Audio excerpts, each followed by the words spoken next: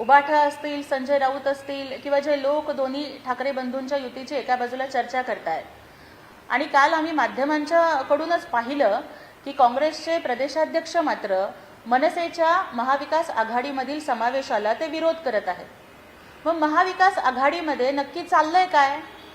महाविकास आघाडीमध्ये वरून दोस्ती आणि आतून कुस्ती असा प्रकार चाललेला आहे का? दोन्ही ठाकरे बंधूंच्या एकत्र येण्याचं आम्ही तरी सगळ्यांनी स्वागतच केलेलं आहे. मग काँग्रेसचा ठाकरे बंधूंच्या एकत्रीकरणाला इतका विरोध आहे की महाविकास आघाडी आणि एनडीए मध्ये त्यांचा समावेश करायला त्यांनी नकार द्यावा. मग याच्यावरून मला वाटतं की महाविकास आघाडीचं अस्तित्व हे आता संपुष्टात आलेलं आहे. कालच्या परवाच्या पत्रकार परिषदेत सुद्धा उबाठाच्या उठवळ प्रवक्त्यांनी महापौर हा ठाकरे बंधूंचाच होणार असं जाहीर केलं.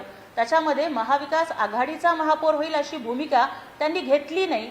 म्हणजेच आता महाविकास आघाडीमध्ये संघर्षाला आणि सुंदोपसुंदीला सुरुवात झालेली आहे.